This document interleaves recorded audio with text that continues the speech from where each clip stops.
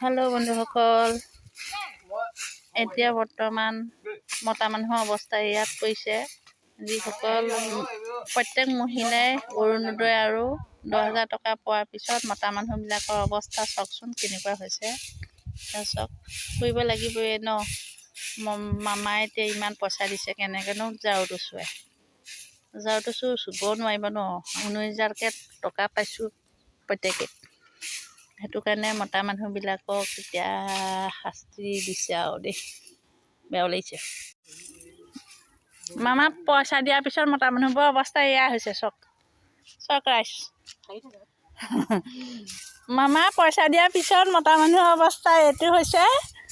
কৰিব লাগিবই ন, এতিয়া আমাৰ পইচা আছে মতা মানুহে এইবোৰকে কৰিব লাগিব।